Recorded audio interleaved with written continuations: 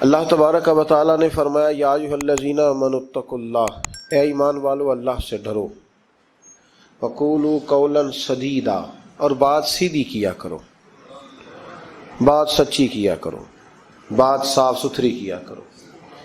یا اللہ اس کا فائدہ تیری بارگاہ کرم سے کیا ملے گا؟ فرمایا یصلح لکم اعمالکم، میں تمہارے لیے تمہارے اعمال سنوار دوں گا، تمہاری اصلاح ہو جائے، تم سنور جاؤ، تمہارے لیے تمہارے اعمال سنوار دیے جائیں گے۔ یہ فائدہ دنیا کا ہے، سچ بولنے والے کو، صحیح بات کرنے والے کے اللہ اعمال سنوار دے گا، یہ اس کا دنیا کا فائدہ ہے۔ اور آخرت میں کیا ملے گا؟ فرمایا وَيَغْفِرْ لَكُمْ ذُنُوبَكُمْ، اللہ تمہارے گناہوں کو معاف فرما دے گا، اللہ تمہارے گناہوں کو معاف کر دے گا۔ وَمَن يُطِعِ اللَّهَ وَرَسُولَهُ فَقَدْ فَازَ فَوْزًا عَظِيمًا، اور جو اللہ اور اس کے رسول کی فرما برداری کرے تو تحقیق یہ بہت بڑی کامیابی۔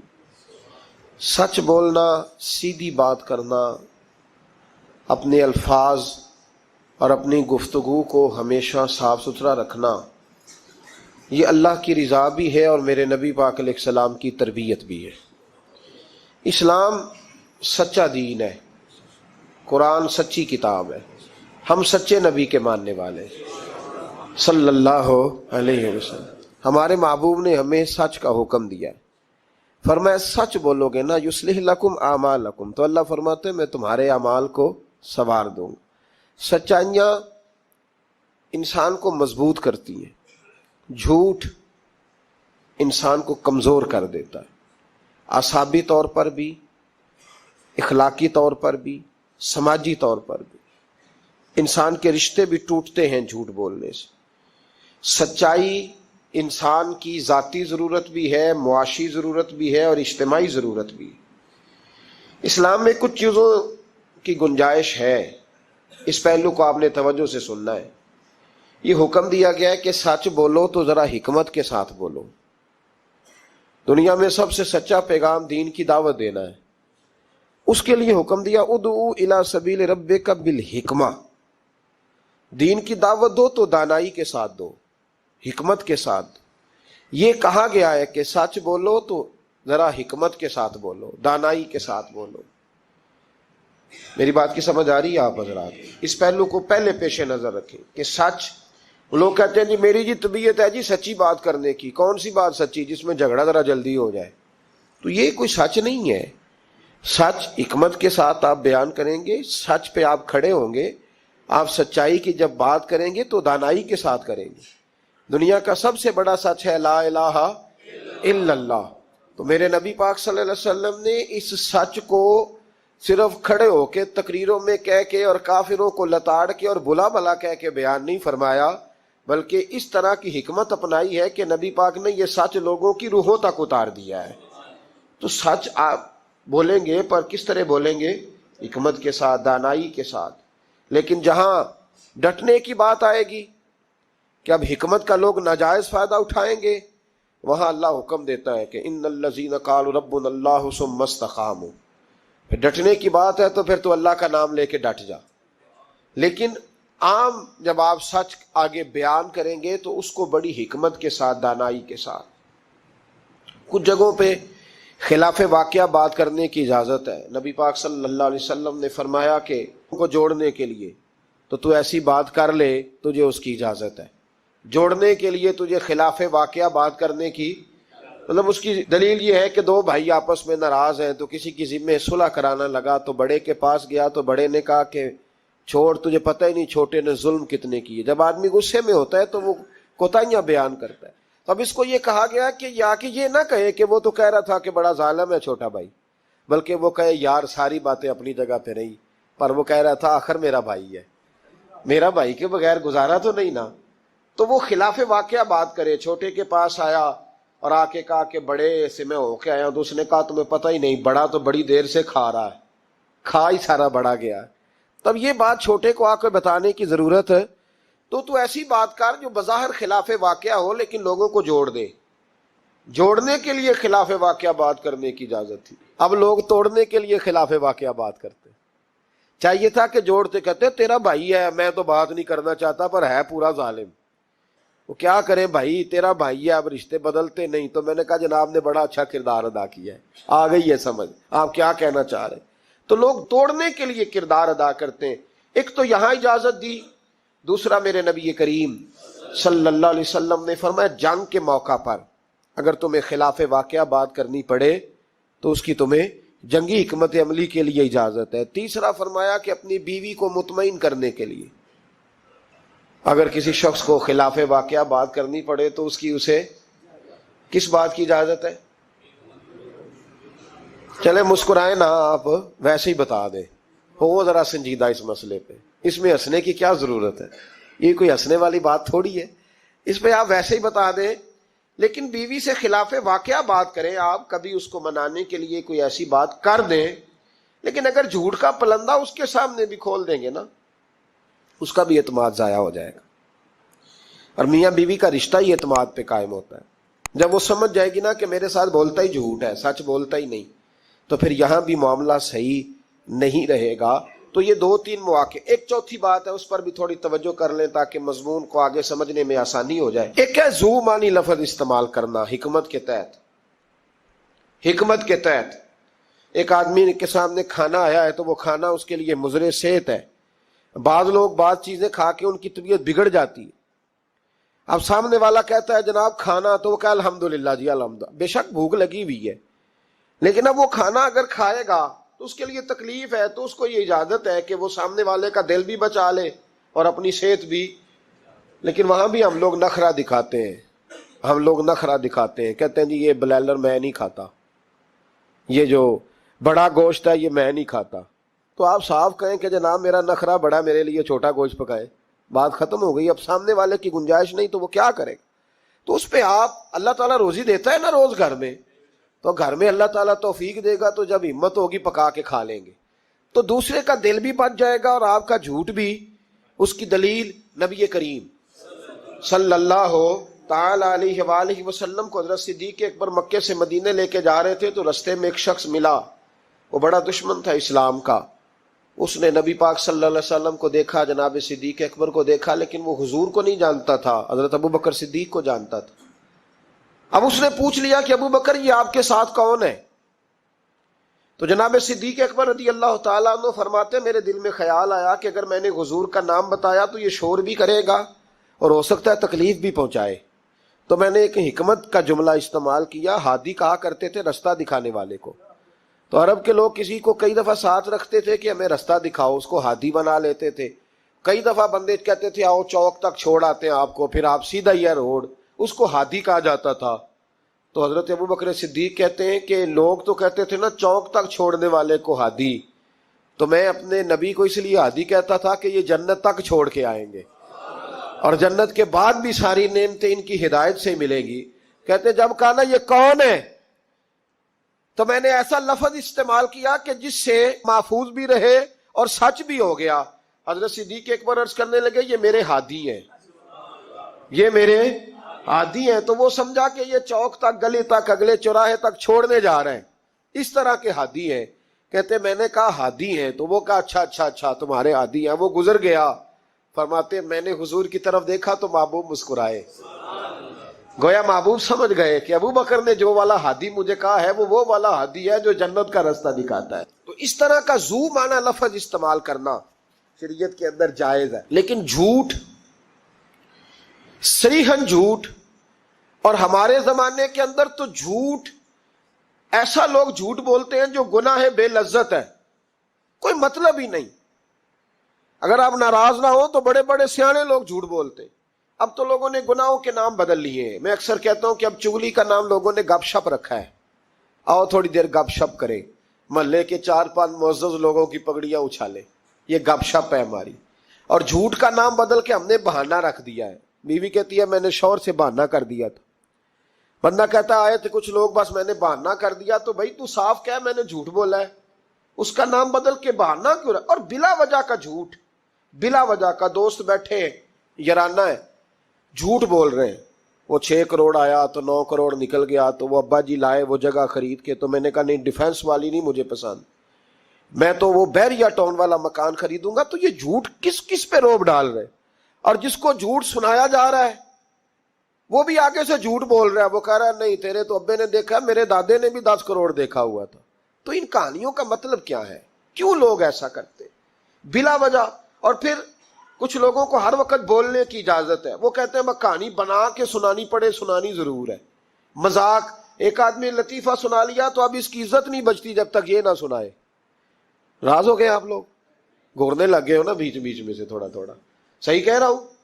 کیا ہوتا ہے کہ اب سنانا ضرور ہے لطیفہ, چاہے جھوٹا گھڑ کے بیان کیا جائے. میرے نبی پاک علیہ السلام نے فرمایا جو میرا مومن ہوتا ہے وہ مذاق میں بھی جھوٹ نہیں بولتا اور جھگڑے میں بھی جھوٹ نہیں بولتا. یعنی جب بندہ مذاق کر رہا ہوتا ہے تو جو مرضی کہا جاتا ہے. فرمایا جو میرا کلمہ پڑھنے والا ہے وہ مذاق میں بھی جھوٹ نہیں بولتا, اور جب جھگڑا کرتا ہے تو آدمی کو غصہ ہوتا ہے وہ بڑا کچھ کہہ دیتا ہے. فرمایا میرا مومن غصے میں بھی جھوٹ نہیں بولتا بلا وجہ. اور اگر میں کئی دفعہ حرمین شریفین کے سفر میں موقع ملتا ہے, حاجیوں کی ملاقاتیں ہوتی ہیں تو پتہ نہیں کیا کوئی سناتے رہتے, پتہ نہیں ایک دوسرے کو کیا داستانیں سناتے ہیں. وہ صاحب کیا بتائیں, وہ ڈیرے پہ اتنے لوگ آتے ہیں, بڑے پریشان ہیں, تو بڑا ایسا ہے. تو کیا ضرورت ہے یہ؟ اگر کسی کے پاس خوشبو ہو نا, اسے بتانے کی ضرورت نہیں پڑتی کہ میرے پاس خوشبو ہے. خوشبو آ جاتی ہے. خوشبو بولیے, خوشبو بہرحال آ جاتی, خوشبو آئی جاتی ہے, نکل جاتی ہے خوشبو, وہ بہرحال بات کر دیتی ہے. ہم کئی دفعہ اجتماعات میں جاتے ہیں تو نقیب محفل نے لفظ رٹے ہوتے ہیں اور سب کے لیے بول دیتا ہے فلاں صاحب فلاں. میں روک دیتا ہوں, میں کہتا ہوں صاحب اگر ہمارے اندر کچھ ہوا تو باہر نکل آئے گا. تو آپ کے بتانے سے, بڑھانے سے, اونچا بٹھانے سے کیا فرق پڑے؟ جھوٹ کی زندگی. اور لوگ بلا وجہ رشتے جھوٹ پہ قائم ہوتے. ایک بڑے پیار والے دوست تھے, کہنے لگے دعا کریں, عزیزوں کی بچی ہے, شادی کے 15 دن بعد گھر لوٹ آئی ہے. میں نے کہا وجہ کیا ہوئی؟ کہنے لگے چھوٹی سی غلطی ہو گئی. گاؤں میں رہتے تھے, بچی کا رشتہ نہیں ہوتا تھا, تو ڈی سی کالونی میں آ کر, بڑی سوسائٹی میں آ کر کرائے کا مکان خریدا. تو بس چند دنوں میں رشتہ ہو گیا. اب جب بچی والوں کو پتہ چلا ہے کہ گاڑیاں بھی بیگانی تھی اور مکان بھی کرائے کا تھا تو بچی لوٹ آئی ہے. تو دیکھیں نا لوگ کتنے لالچی ہیں. ان کو جب سمجھ آئی ہے کہ مکان کرائے کا تھا تو انہوں نے رشتہ توڑنے کی طرف آ گئے ہیں. تو میں نے کہا وہ نہیں لالچی, آپ جھوٹے ہیں. آپ نے جو تھے وہ دکھانا چاہیے تھا, جو آپ نہیں تھے وہ آپ نے کیوں دکھایا؟ جھوٹ کیوں بولا؟ جب بچی والے کے گھر میں بچے والے رشتہ دیکھنے آتے ہیں تو بچی کا باپ لاکھوں کی باتیں کیوں چھیڑتا ہے؟ وہ کروڑوں اربوں کی باتیں کیوں کرتا ہے؟ وہ جائیدادوں کے وظیفے کیوں پڑھتا ہے؟ وہ کیوں ایسی گفتگو کرتا ہے جس سے بچے والے کے دلوں کے اندر کجی پیدا ہو؟ رشتے کرانے والے کو کہا جاتا ہے کہ ہم نے کار بھی دینی ہے, یہ بھی بتا دینا رشتے والوں. بچے کی ماں کو سونے کی بالیاں بھی ڈالیں گے. تو یہ داستانیں کیوں سناتے ہو؟ پھر کہتے ہو لڑکوں والے لالچی ہو گئے. تو یہ کہانیاں ہم گھڑتے ہیں, جھوٹ خود لوگوں کے سامنے ہم رکھتے ہیں, اور بعد میں جب اوقات واضح ہوتی ہے پھر رشتے ٹوٹتے ہیں. رشتے جھوٹ پر قائم ہو تو قائم ہو جاتے ہیں, پر قائم رہتے نہیں, وہ ٹوٹ جاتے ہیں. رشتے وہی قائم رہتے ہیں جو رشتوں کے ساتھ قائم ہوا کرتے, جن کی بنیادیں خلوص ہوتی ہیں. جھوٹ ہمیشہ انسان کو تباہ کرتا ہے. کیا حسن ہے میرے نبی پاک کے فرمان میں, کیا خوبصورتی ہے. حضور نے فرمایا الصدق ینجی والکذب یہلک. 2 جملوں میں کائنات کی ساری حقیقتیں بیان کر دی. حضور فرمانے لگے سچ بول, سچ تجھے نجات دلا دے گا, سچ تجھے بچا لے گا. والکذب یہلک, جھوٹ نہ بولنا تو ہلاک ہو جائے گا. جھوٹ نہ بولنا, یہ محبوب کا فرمان ہے. جھوٹ تجھے ہلاک کر, ہر لحاظ سے بندہ جھوٹا تباہ ہو جاتا. سیاسی, سماجی, کاروبار, معیشت, دنیا, رشتے, ہر چیز جھوٹ پہ مبنی. کچھ لوگوں کو بیماری ہے جھوٹ بولنے کی, لارا لگانے کی. کسی نے کہا یار اتنی ضرورت پڑ گئی, کہا کوئی مسئلہ ہی نہیں, تیرا حل ہو جائے گا. بھئی تیرے پاس نہیں ہے تو صاف انکار کر. جھوٹ بول کر جیتنے سے بہتر ہے انسان سچ بول کے ہار جائے. اس کو کہے کہ بھائی نہیں میرے پاس گنجائش نہیں, کل آ جانا, پرسوں آ جانا, سویرے آ جانا, کیا ضرورت. ان سے انسان کا وقار مجروح ہوتا ہے. میرے نبی پاک علیہ الصلوۃ والسلام جس معاشرے میں تشریف لائے نا, اس معاشرے میں بڑے عیب پائے جاتے تھے. بچیوں کو زندہ دفن کر دیتے تھے, قتل و غارت تھی, سارا کچھ تھا. ابو سفیان کہتے ہیں ہم سارے جرم کرتے تھے لیکن عرب کے لوگ جھوٹ نہیں بولتے تھے. عرب کے لوگ، یہ ذرا غور کرنا، انفرادی بات عرض کر رہا ہوں، فرماتے چوری چکاری ظلم بربریت سارا کچھ تھا، پر ہم سمجھتے تھے کہ جھوٹ بولنا ہمارے حسب نسب کے خلاف ہے، یہ ہماری شان مردانگی کے خلاف۔ ہم کہا کرتے تھے کمزور لوگ جھوٹ بولتے ہیں، بزدل لوگ جھوٹ بولتے ہیں۔ جو لوگ حسب نسب والے ہوتے ہیں، کردار و عمل والے ہوتے ہیں، سردار ہوتے ہیں، جن کا پیچھے کوئی بیک گراؤنڈ ہوتا ہے، وہ لوگ کبھی جھوٹ ہے۔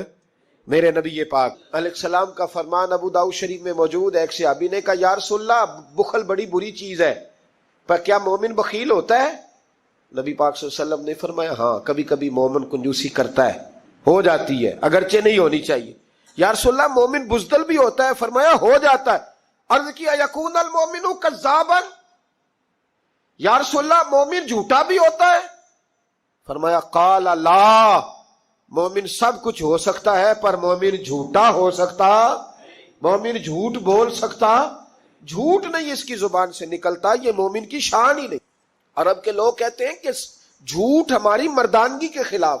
ہمارے تو ملک میں جتنا بڑا جھوٹا ہوتا ہے اللہ ماشاءاللہ اتنا وہ بڑا قد کر جاتا ہے، جس کو ہمارے ملک میں لوگوں نے سیاست نام ہی جھوٹ کا سمجھا ہے۔ ٹی وی پہ بیٹھ کر بہت بڑی جماعت کا بہت بڑا سربراہ کہتا ہے فلانا کام 6 مہینے میں ہو جائے گا۔ ناراض ہو گئے آپ لوگ؟ چلو جو کوئی گل نہیں، بہت بڑی بات، 6 مہینے میں ختم، ٹھیک ہو جائے گا آپ کا مسئلہ، اور 6 مہینے کے بعد جب پوچھا جاتا ہے تو کہتے ہیں سیاسی بیان تھا، رات گئی تو اتنا ظلم، شرم ہی نہیں آئی۔ ابو سفیان کہتے ہیں کہ نبی پاک صلی اللہ علیہ وسلم کے جب کچھ صحابہ چلے گئے نا ہجرت کر کے حبشہ کی طرف، تو حبشہ کے نجاشی بادشاہ نے مسلمانوں کو بھی بلایا اور پیچھے سے جو قریش لینے گئے انہیں بھی بلایا، بات چیت ہو گئی تو اس کے دل میں خیال آیا کہ میں کسی سردار سے نہ پوچھوں بات کیا ہے۔ ابو سفیان کہتے ہیں میں تجارت کی غرض سے حبشہ گیا ہوا تھا، تو نجاشی بادشاہ کے کچھ لوگ آئے اور مجھے لے گئے، کہنے لگے بادشاہ بلاتا ہے، کہتے ہیں میں سردار تھا۔ بادشاہ نے جب بلایا تو اس نے نبی پاک علیہ السلام کے بارے میں مجھ سے سوال و جواب شروع کیے، تو میں نے وہ رٹی رٹائی گردان جو سارے پڑھا کرتے تھے وہ میں نے پڑھ دی کہ معاذ اللہ جادوگر ہے، ساحر ہے، کاہن ہے، لڑائیاں کرا دی، نیا مذہب لے آئے، معاذ اللہ وہ جو گردان عرب کے لوگوں نے، ابو جال نے، ابو لہب نے رٹی ہوئی تھی میں نے سنا دی۔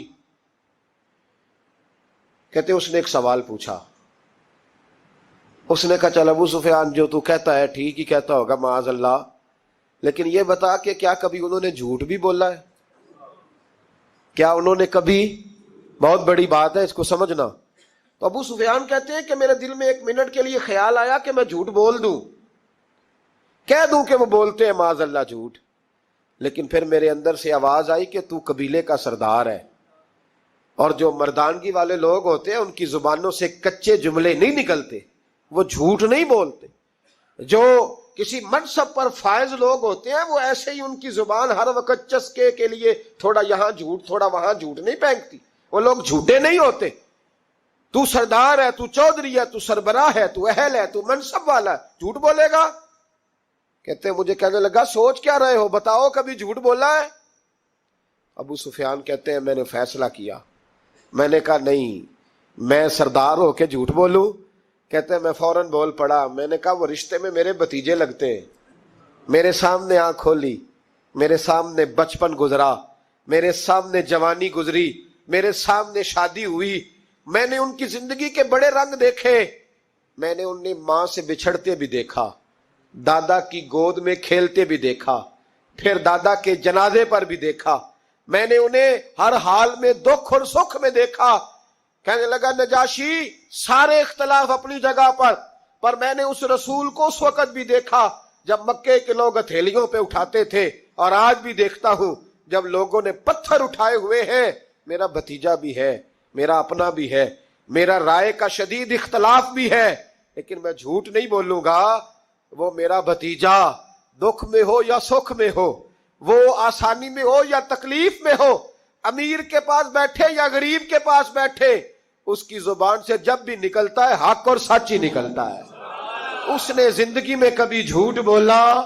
اسیر دشمن کی چاہ میں بھی، مخالفوں کی نگاہ میں بھی امی ہے، صادق ہے، معتبر ہے، میرا پیغمبر عظیم تر ہے، میرا پیغمبر عظیم تر ہے. کہا ان کی زبان سے کبھی جھوٹ نکلا؟ کبھی نہیں نکلا ان کی زبان سے جھوٹ. تو کہتے اب نجاشی نے فیصلہ سنایا. نجاشی نے بات کی, فیصلہ سنایا تو کمال کر دی. کیا بات کی نجاشی نے؟ کہنے لگا ابو سفیان پھر تم کس طرح کہتے ہو کہ ان کا دین سچا نہیں؟ کہنے لگے جو بندوں کے معاملے میں جھوٹ نہیں بولتا وہ رب کے معاملے میں کیسے بولے گا؟ جو بندوں کے معاملات میں جھوٹ نہیں بولتا ان سے یہ توقع کیسے رکھتے ہو کہ وہ اللہ کے معاملے میں جھوٹ بولیں گے؟ فرمایا مان کیوں نہیں جاتے کہ اگر وہ بندوں کے حق میں سچے ہیں تو اللہ کے پیغام کے حق میں بھی سچے ہیں. سچائیاں حسن ہے, سچائی حسن ہے, سچائی ایک خوبصورتی ہے, سچائی تیرا وقار ہے. دیکھے نا تیرے جملوں کے لوگ قیدی ہو گئے اور جب ٹٹول کے دیکھا تو اندر سے تو کچھ اور نکل آیا. کل تو کچھ کہہ رہا تھا, سویرے اٹھ کے تو کچھ کہہ رہا, تیرے لفظ کچھ ہے, تیرا رویہ کچھ اور ہے. زندگی میں یاد رکھنا کسی بڑے کی خوشامد کر کے کبھی اس سے محبت نہ ڈالنا. جھوٹ بولتے ہیں ہم لوگ, اپنا حلیہ ہم نے صداقتوں کے بادشاہوں جیسا بنایا ہوتا ہے لیکن ہمارے لفظوں میں جھوٹ ہوتا ہے, ہمارے لب و لہجے کے اندر یہ کراہت ہوتی ہے.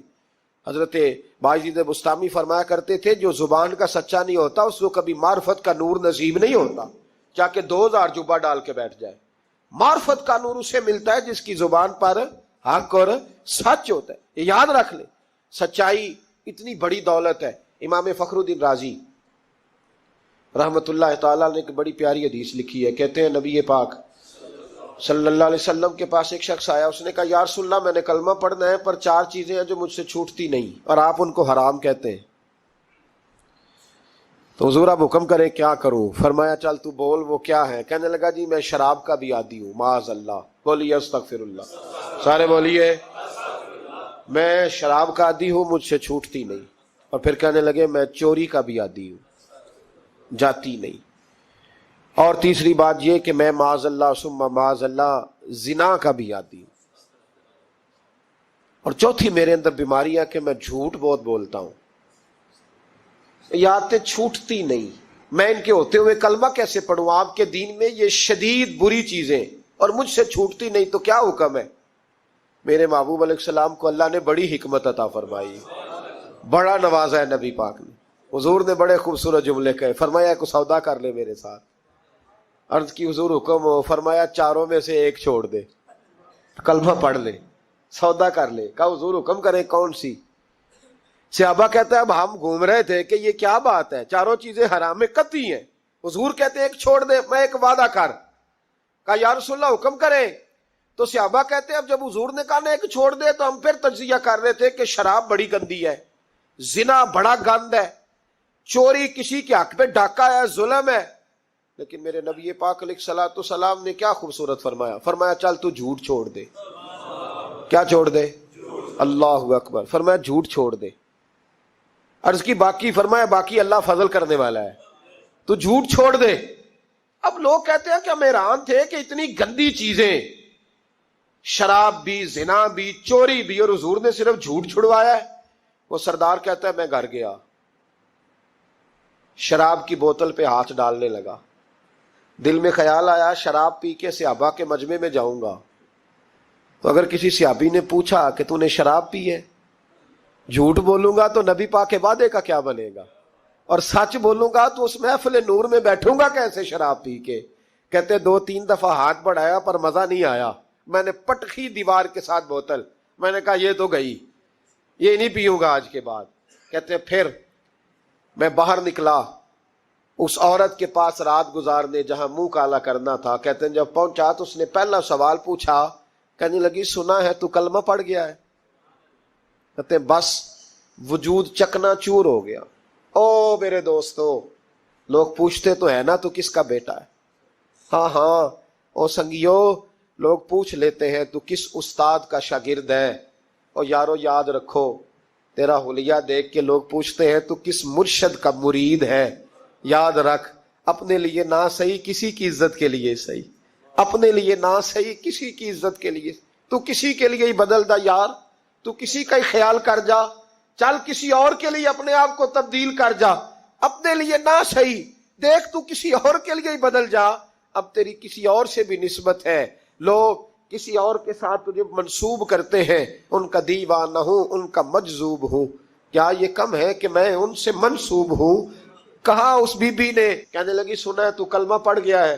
کہتے بجلیاں دوڑ گئی۔ میں نے کہا اگر جھوٹ بولوں تو حضور کے وعدے کا کیا بنے گا؟ محبوب نے کہا جھوٹ نہیں بولنا، اگر سچ بولوں تو پھر اس کے قریب کیسے جاؤں؟ کہتے وہاں سے بھی لوٹ آیا۔ اب میری زنا کی عادت بھی گئی۔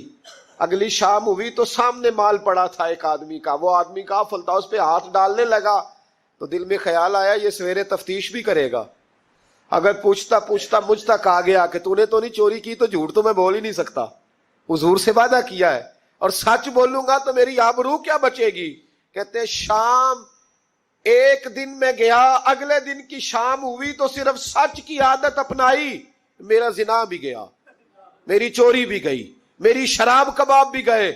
کہتے تیسرے جا کے دروازہ رسول پہ بیٹھا، صحابہ باقی اپنا کام کرتے رہے، میں صرف مصطفیٰ کا چہرہ تکتا رہا، میں بس چہرہ تکتا رہا۔ دیر ہو گئی تو ایک صحابی کہنے لگے کیا دیکھ رہے ہو؟ تو میں نے کہا اس رسول کا کمال دیکھ رہا ہوں، اس محبوب کا کمال دیکھ رہا ہوں، ایک جھوٹ چھڑوایا ہے تو رب کریم نے مجھے سارے تقوی عطا فرما دی۔ یہاں تو جھوٹ کے پلندے پیروں نے ڈیوٹیاں لگائی ہوئی ہیں مریدوں کی، جاؤ کرامتے بیان کرو، سناؤ، فیس بک پہ دو، جڑے محرم راز حقیقت دے اور راز حقیقت کھول دے نہیں، اے جنہ ویکھیا نہیں او کرن گلاں، جنہ ویکھ لیا ہو تے بول دے ہی نہیں۔ یہ جھوٹ کا پلندہ لے کر کے تو پھر رہا ہے، اس کو سنبھال کے رکھ۔ سچائی انسان کو جوان رکھتی ہے، سچائی آدمی کو بڑا کرتی، سچائی اس کے رشتے قائم رکھتی ہے۔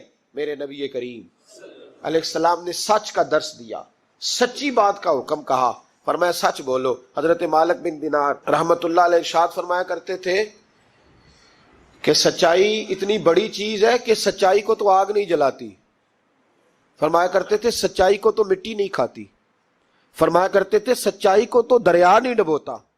لوگوں نے پوچھا دلیل، فرمانے لگے میرا ایک دہریے سے مناظرہ ہو گیا، لوگ بہت سارے اکٹھے ہو گئے، جب بات ذرا آگے بڑھی تو دہریا مانتا نہیں تھا، میں دلائل دیتا وہ بھی مجھے دیتا، سادے لوگ بول پڑے، کہنے لگے حضرت جی ہم تھک گئے ہیں سن کے، رزلٹ بھی نکالے۔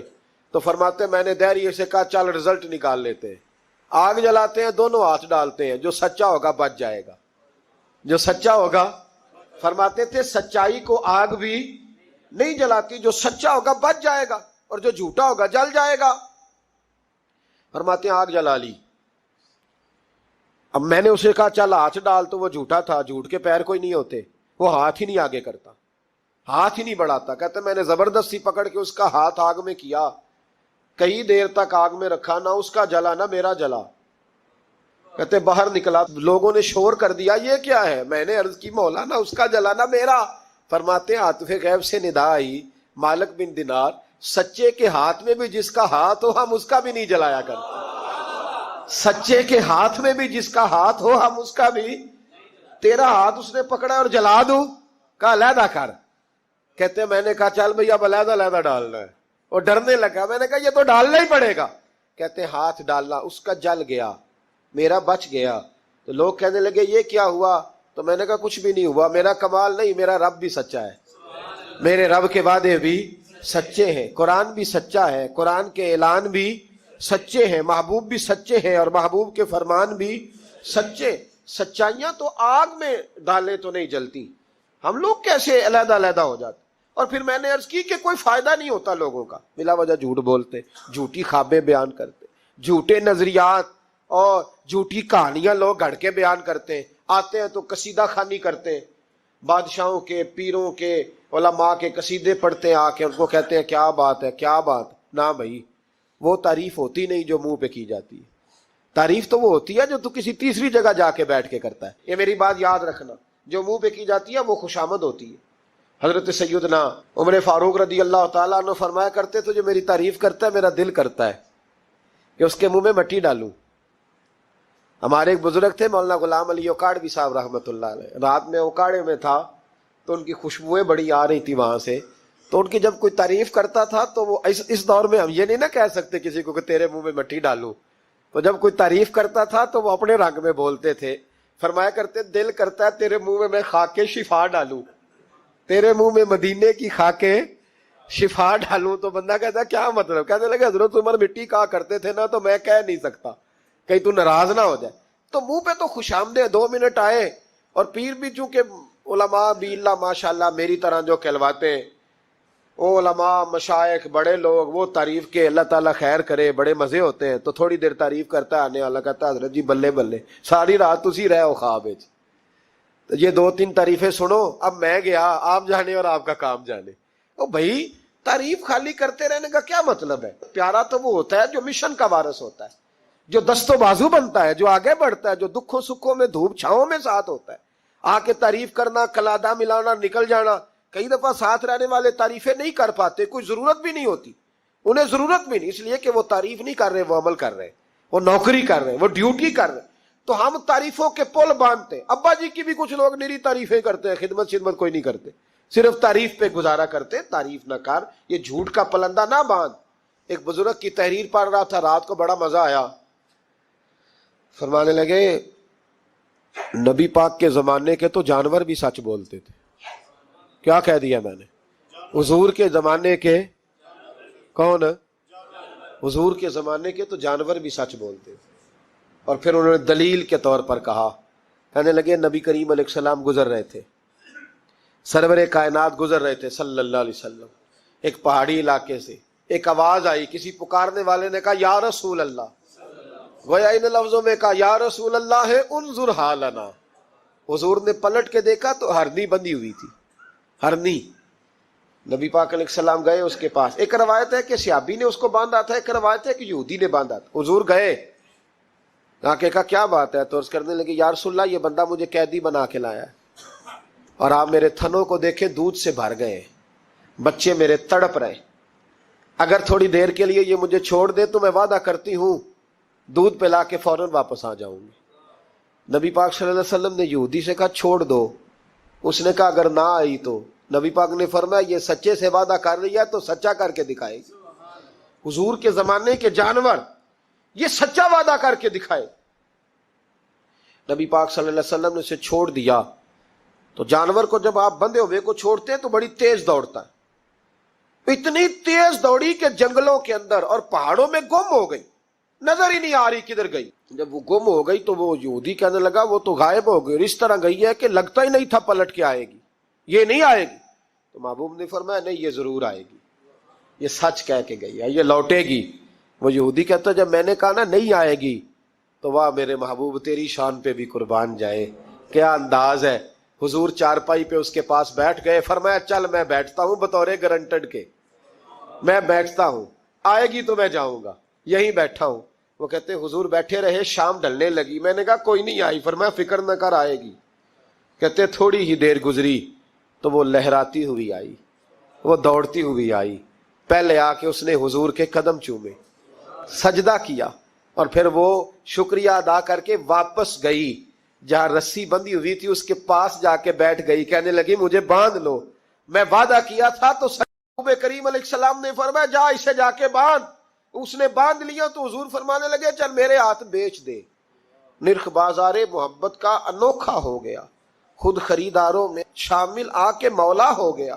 کہا بیچ دو میرے ہاتھ, میں خرید لیتا ہوں. اس نے عرض کی حضور نہیں میں نے نہیں بیچنا. کہا کیوں؟ عرض کرنے لگے یا رسول اللہ اسے نہیں بیچنا, میں نے اپنا آپ بیچنا ہے, مجھے کلمہ پڑھا دے, انہیں مسلمان ہونا ہے, اور جب میں غلام ہوں تو میری ہر شے آپ کی ہے. میرے رسول پاک علیہ السلام نے اسے آزاد کر دیا. امام زرقانی فرمایا کرتے تھے تو سچ بولے گا تو آزاد ہو جائے گا, جھوٹ بولے گا تو قیدی رہے گا. حضور نے اسے سچ کی برکت سے آزاد کا. الصدق ینجی, سچ تجھے نجات دلاتا ہے, سچ تجھے بچا لیتا ہے. سچائیاں انسان کو زندہ رکھتی. آپ دیکھ لیں اس ملک کے اندر کتنے سیاستدان آئے, پھر وہ گزر گئے, اللہ جانے کہاں گئے. بیوروکریٹس آئے, گزر گئے. جو لوگ سچ بولتے ہیں وہ قائم رہتے, جن کے افکار میں سچائیاں تھیں, جن کے کردار میں گفتگو میں سچائیاں تھیں وہ موجود ہیں. زمانہ سارا گزر جائے گا لیکن حضرت خواجہ معین الدین اجمیری کا مزار چمکتا ہی رہے گا. دنیا کہیں سے کہیں پہنچ جائے پر بابا فرید الدین کی شان میں کمی آ سکتی نہیں. اور سارے ہمارے لاہور میں جب سناٹا چھا جاتا ہے تو داتا علی اجویری کے مزار پر اس وقت بھی قرآن پاک کی تلاوت ہو رہی ہوتی ہے۔ جو سچ لے کے آئے اور جنہوں نے سچائیاں بکھیری، ان کا کمال یہ دیکھو کہ آج بھی وہ چمک رہے ہیں، سچائیاں باقی رہتی ہیں۔ ہمیں تو قرآن پاک نے حکم دیا یا ایھا الذین آمنوا اتقوا اللہ وکونوا مع الصادقین، اللہ سے ڈرو اور سچوں کے ساتھ رہا کرو، جھوٹوں سے یرانے نہ لگاؤ، جھوٹے لوگوں کے ساتھ تعلقات نہ بناؤ، سچوں لوگوں کے ساتھ رہو، سچائیوں کا ساتھ دو، سچ ہمیشہ اپنے دامن میں رکھو۔ میرے نبی پاک صلی اللہ علیہ وسلم کے ایک صحابی تھے تو کاغذ قلم لے کے بیٹھتے تھے۔ اب تو ہمیں علم کی قدر نہیں ہے نا، بڑی بڑی حسین باتیں ہوتی ہیں پر وہ 2-4 گھنٹے سننے کے بعد بھول جاتی ہیں، چونکہ محفوظ کرنے کا معیار ہی نہیں، طبیعت ہی نہیں۔ تو وہ صحابی جب حضور کی بارگاہ میں آیا کرتے تھے تو کاغذ قلم لے کے آتے، محبوب جو بھی ارشاد فرماتے لکھ لیتے۔ کچھ لوگوں نے ان سے کہا کہ یار حضور کی طبیعت مبارک کبھی جلال میں، کبھی جمال میں، کبھی خوش طبی میں، کبھی کسی طرح تو ہر شے لکھ لیتا ہے، دیکھا کر جب حضور تربیت کے انداز میں اور لوگوں کو سمجھانے کے انداز میں واعظ و نصیحت کر رہے ہو اس وقت لکھا کر، جب کسی سے انفرادی گفتگو ہو رہی ہو، صرف فقط ایک شخص پر فوکس ہو، ایک سے بات ہو رہی ہو تب نہ لکھا کر، جب اجتماعی طور پر کوئی دستور کوئی منشور دیا جائے تب لکھا کر۔ تو ہر بات لکھتا ہے، حضور کبھی مسکرا کے بات کرتے ہیں، کبھی جلال میں۔ اس نے کہا یار تیرا فلسفہ تو ٹھیک ہے، لکھنا چھوڑ دیا۔ کہتے ہیں اگلی شام میں بغیر کاغذ قلم کے آیا تو محبوب علیہ السلام نے فرمایا تیرے کاغذ پینسل کدھر ہے؟ تیرا کاغذ پینسل کدھر ہے؟ مجمع پہ بیٹھے لوگ سمجھتے ہیں شاید سامنے والے کو اتنے لوگوں میں خبر نہیں، لیکن جو تاڑنے والے ہیں وہ قیامت کی نظر رکھتے ہیں، کو خبر ہوتی ہے کہ کہاں کیا ہو رہا ہے۔ میرے حضرت صاحب فرمایا کرتے تھے ہم تو بات کرتے ہیں تو کئی دفعہ سمجھ آ جاتی ہے چہرے کا اثر دیکھ کے کہ اب یہ سوچ کیا رہا ہے، اب یہ کیا اندر کھچڑی پکا رہا ہے، یہاں تک اللہ والوں کو سمجھ آتی۔ کہتے ہیں نبی پاک علیہ السلام نے جب پوچھا نا کاغذ قلم کہاں ہیں تو میرے آنسو ہی نکل گئے۔ میں نے کہا اس کا مطلب ہے کہ میرے محبوب کی مجھ پہ نظر رہتی ہے کہ یہ کس حال میں آتا ہے، کس طرح آ کے بیٹھتا ہے، کیا اس کا انداز ہے، حضور کو پتا ہے۔ فرماتے ہیں میں رو پڑا، کاغذ قلم کدھر ہے؟ عرض کی یا رسول اللہ صلی اللہ علیہ وسلم، کچھ لوگوں نے کہا تھا کہ حضور کبھی جلال میں، کبھی جمال میں، کبھی انفرادی گفتگو کرتے ہیں تو ہر شے لکھتا ہے، خاص خاص موقع کے واعظ و نصیحت لکھا کر۔ تو فرماتے ہیں میرے نبی پاک علیہ الصلوۃ والسلام نے فرمایا اکتب اکتب اکتب، تو لکھا کر لکھا کر لکھا کر۔ میں کسی حال میں بھی ہوں، کسی رنگ میں بھی ہوں، کسی موقع پر بھی ہوں، میرے منہ سے جو بھی نکلتا ہے حق اور سچ ہی نکلتا ہے۔ کسی موقع پر بھی کوئی بات خلاف واقعہ نکلتی تو امتی کیسے کہتے